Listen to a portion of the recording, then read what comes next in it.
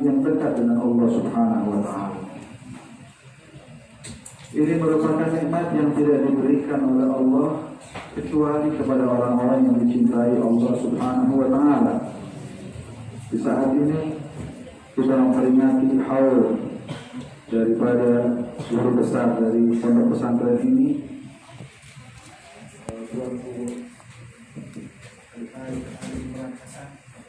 Semuanya mudah-mudahan keberkahan beliau selalu mengalir kepada santri-santri yang berada di tempat ini, sehingga bisa selesai pelajaran di tempat ini berkhusus, bisa menjadi manusia yang melanjutkan estafet dari beliau untuk menjadi pemegang daripada syariat Nabi Muhammad SAW, dan juga menjadi orang yang bisa mengembangkan syariat tersebut. Para hadirin yang dimuliakan Allah Subhanahu wa Ta'ala, Nabi Muhammad sallallahu alaihi wasallam itu pernah bersabda, "Al-khalqu kulluhum 'iyalullah." Bahwa seluruh ciptaan Allah, Nabi menggambarkan seperti keluarga dari Allah Subhanahu wa Ta'ala.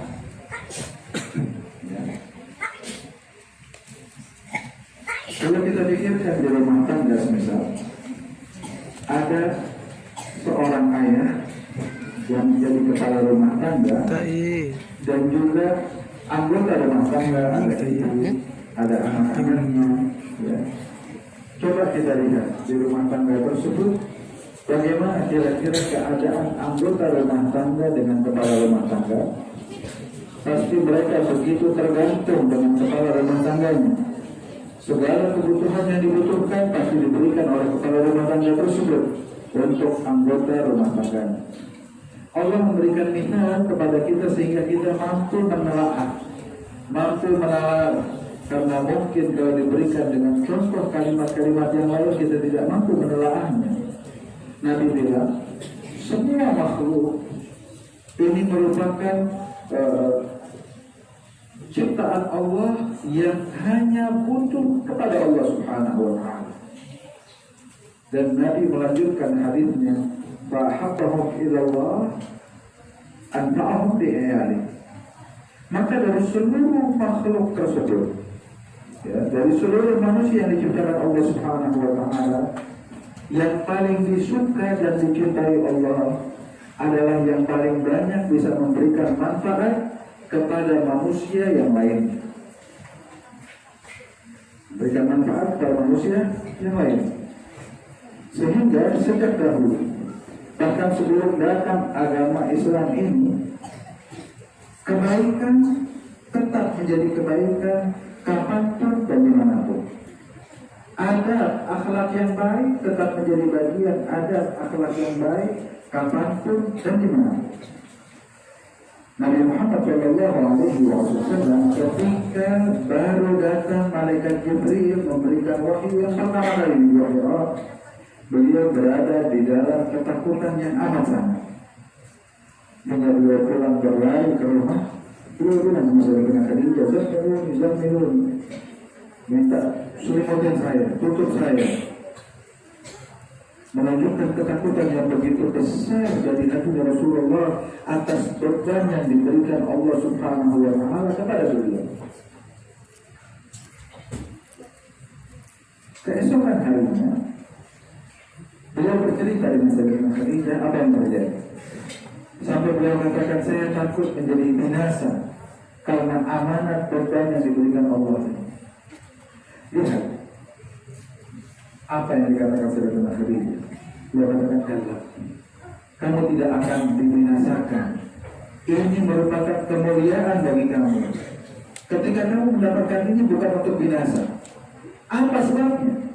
Sayyidatina Khadijah kasih sebab pada Rasulullah. Tidak mungkin Allah merugikan Allah Subhanahu wa Ta'ala dan tidak enak. Apa kata Sayyidatina Khadijah? Sebab kamu ini adalah orang yang ambil perang. Ya, dengar? Ya, dengar? Dengar. Karena ya Rasulullah, ya Muhammad, kamu ini orang yang suka bersilaturahmi, kamu orang yang suka membantu orang lain. Disebutkan kebaikan Rasulullah atas semua makhluk. Apa artinya? Apa maksudnya? Bahwa kebaikan sudah dikenal sejak zaman dahulu, bahwa kebaikan merupakan kebaikan, dan mereka orang-orang yang mengerjakan kebaikan tersebut adalah orang-orang yang dijaga oleh Allah Subhanahu wa Ta'ala. Nabi Muhammad menjelaskan hal tersebut hingga beliau katakan, yang paling dicinta oleh Allah adalah orang yang paling bisa memberikan kebaikan, memberikan manfaat kepada makhluk-makhluk Allah Subhanahu wa Ta'ala. Al-Imam Abdullah bin Ali Muhammad Al-Haddad Wahid beliau menanggapi hadis ini. Beliau menanggapi hadis ini hingga beliau berkata, tidak ada manusia yang mampu untuk memberikan manfaat terbesar kepada manusia lain selain bentuk manfaat tersebut adalah usaha mendekatkan orang lain kepada Allah Subhanahu wa Ta'ala. Ya, ini kalimat perlu kita resapi dalam benak pikiran kita. Tidak ada manusia yang bisa memberikan manfaat terbesar untuk manusia lain selain usahanya untuk mendekatkan manusia tersebut kepada Allah Subhanahu wa Ta'ala. Sehingga orang-orang yang beruntung dari masa ke masa adalah orang-orang yang mengambil peranan tersebut. Siapa mereka? Imam mereka Nabi Muhammad Sallallahu Alaihi Wasallam. Bukankah Rasulullah menjadi Sayyidul Anbiya? Bukankah Nabi Muhammad menjadi Habibullah? Bukankah Rasulullah menjadi orang yang paling dicintai dan disukai Allah Subhanahu wa Ta'ala? Kenapa demikian? Sebab Rasulullah selalu ingin memberikan manfaat terbesar bagi manusia. Apa? Nabi katakan kepada Allah Subhanahu wa Ta'ala ketika Allah katakan kepada Rasulullah, kalau kita bertahu, Nabi bilang, saya nggak rela kalau ada umat saya masuk ke dalam neraka. Bukankah ini manfaat terbesar yang bisa dirasakan oleh orang lain, bukan hanya di dunia, tapi manfaat dunia dan akhirat. Kalau kita berikan pada orang lain uang akan habis. Tidak, mungkin dia belum mati, uangnya sudah habis. Kita berikan pekerjaan, manfaatnya cuma di dunia. Berikan apapun juga, manfaatnya di dunia. Namun ketika orang memberikan jalan pada orang lain menuju pada Allah Subhanahu wa Ta'ala, manfaat yang dirasakan bukan hanya di dunia, namun manfaat tersebut dunia dan akhirat. Sehingga Rasulullah menjadi nabi yang paling disuka oleh Allah. Begitu pula orang-orang yang datang setelah Nabi Muhammad, karena mereka memiliki beban dan mereka pahami bahwa tugas mereka adalah untuk menyelamatkan manusia, memberikan manfaat terbesar bagi manusia untuk mereka mendekat pada Allah Subhanahu wa Ta'ala. Sehingga para sahabat Rasulullah menjadi orang yang paling berbahagia setelah Nabi Muhammad SAW. Kenapa?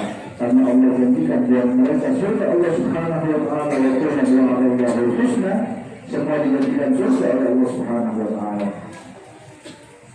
Apa ciri mereka? Lihat, sahabat Rasulullah ketika Nabi Muhammad meninggal dunia ada 120.000 sahabat. Yang dikubur di kota Madinah hanya sekitar 10.000 orang saja. Kemana 110.000 orang? Mereka keluar dari kota Madinah. Apa tujuan mereka? Memberikan manfaat kepada makhluk Allah Subhanahu wa Ta'ala, demi untuk mereka menjadi orang yang menjadi dekat dengan Allah, dicintai oleh Allah Subhanahu wa Ta'ala.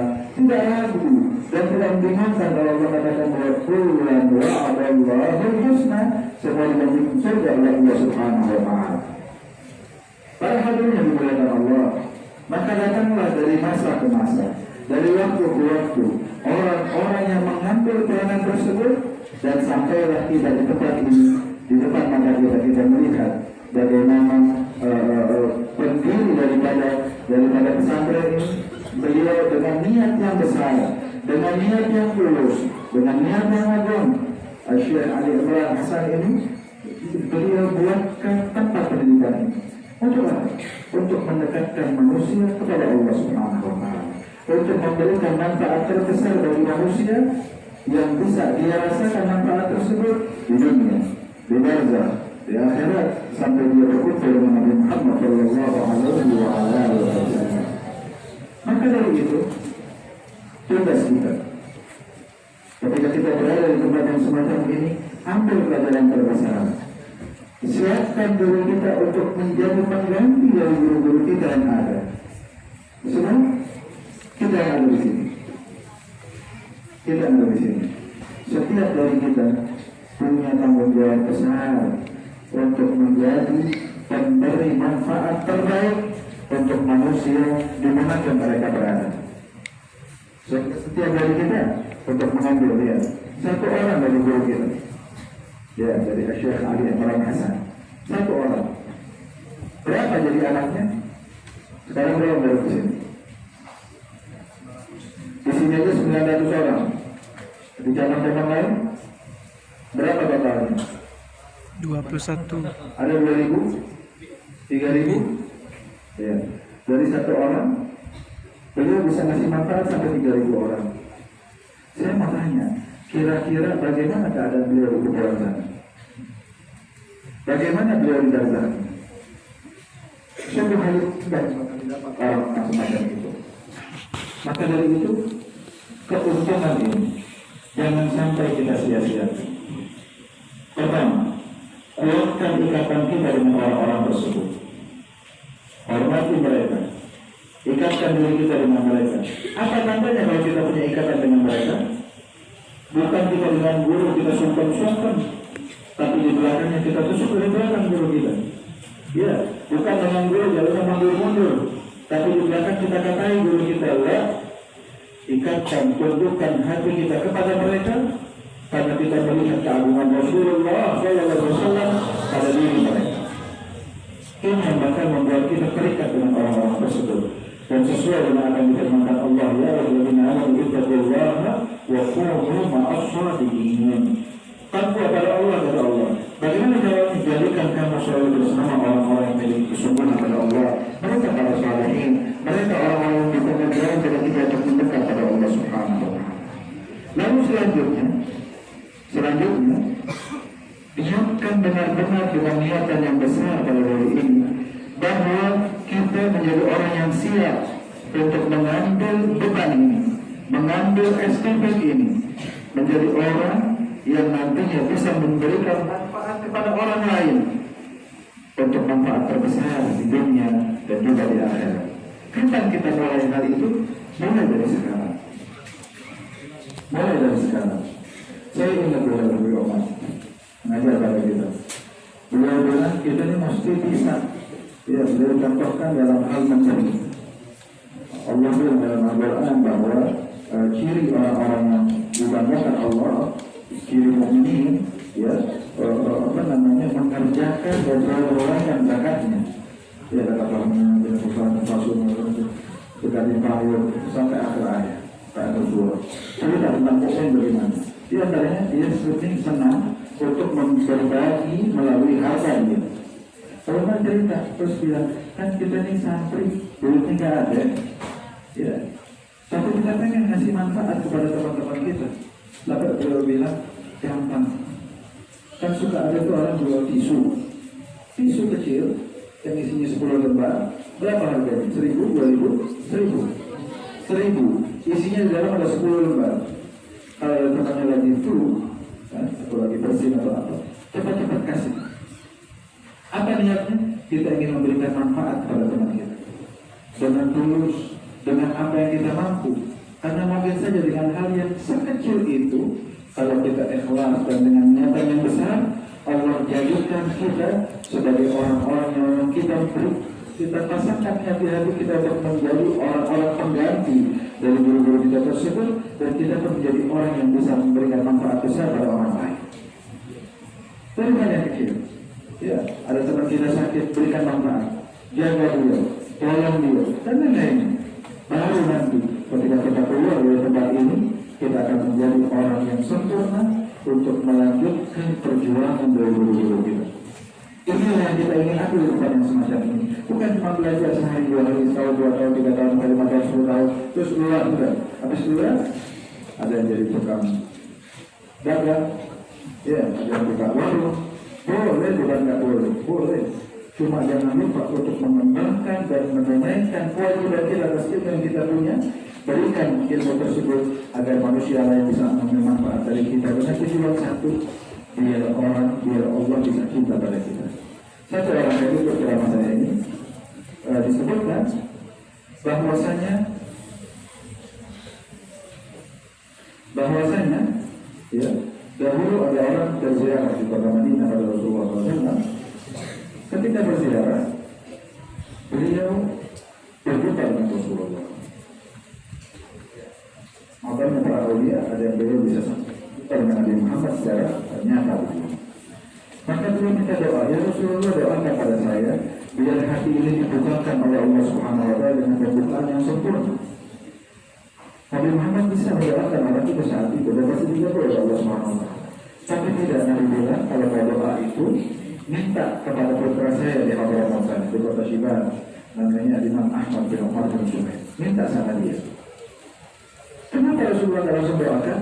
Ternyata ada pelajaran besar di balik itu. Maka ini langsung pergi ke Hadramaut, pergi ke kota Syiban, bertemu dengan Imam Ahmad bin Umar bin Junaid. Ketika bertemu, ada Nabi bilang, titipan Rasulullah saya terima. Beliau malam ini ngomong, titipan Rasulullah saya terima. Artinya apa? Saya akan doa sama Allah biar kamu dibukakan oleh Allah Subhanahu Wa Taala. Cuma dengan syarat satu. Apa syaratnya?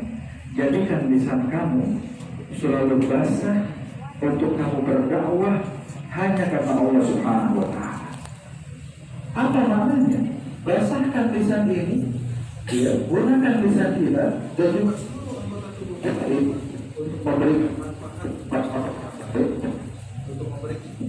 untuk memberikan manfaat pada orang-orang lain, sehingga kita bisa menjadi yang mampu memberikan manfaat kepada orang-orang lain dan kita menjadi manusia yang disayang dan dicintai Allah. Ya, bagaimana Allah Subhanahu Wa Taala benar-benar memberikan kepada kita semua. Ketika kita mau untuk melakukan sesuatu, kita menjadi manusia yang dicinta oleh Allah. Ketika dicinta oleh Allah, apa yang kita dapatkan? Kebahagiaan dunia dan akhirat.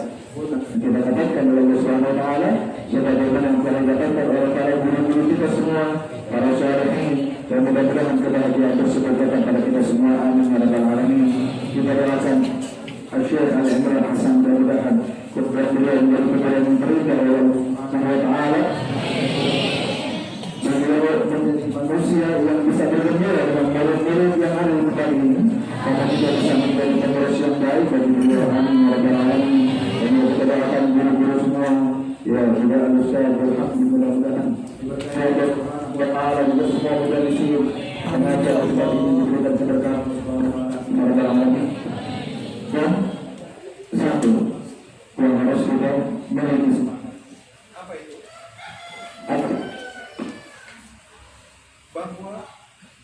Bahwa agama Islam, ya, agama Islam adalah agama yang memiliki keterikatan besar, ya, dengan aturan-aturan syariat. Sebagaimana Allah Subhanahu Wa Taala syariat kepada Quran, ya, dengan bahasa yang biasa dipakai oleh Muhammad SAW. Maka kita pun, kalau kita ingin memahami syariat dengan baik, kita pun harus bisa memakai diri kita untuk kita bisa memahami bahasa Arab dengan baik dan benar. Karena tidak akan mungkin ketika orang bertanya, terus kita merujuk pada buku-buku terjemahan. Ya, nggak bisa kita merujuk hukum agama ini pada buku-buku yang terjemahan. Harus dengan bahasa aslinya. Pelajari, mungkin kalian masih berada di tempat ini, pelajari bahasa tersebut dengan baik. Bagaimana kita bisa berbicara dengan bahasa Arab yang baik. Saya berharap kapan waktu saya di sini bisa ceramah di sini dengan santri-santri dengan bahasa Arab di sini. Ya, atau kita bawa tetamu, ini saya bawa teman atau beliau ini ahli bahasa Arab dari Suriah. ya berbahasa Arab dari Suriah, dia tinggal di Emirat Arab sana. Begitu kita keliling untuk memperkenalkan dan menyemangati orang-orang untuk berbahasa Arab. Itu mudah-mudahan akan datang waktunya di tempat ini pun kalau bisa berbahasa Arab dengan baik, ya baik tulisan, baik dalam mendengarkan, baik dalam mengucapkan, dan bisa menjadi rujukan rujukan nantinya di mana kalian berada. Amin ya rabbal alamin. Wassalamualaikum warahmatullahi wabarakatuh.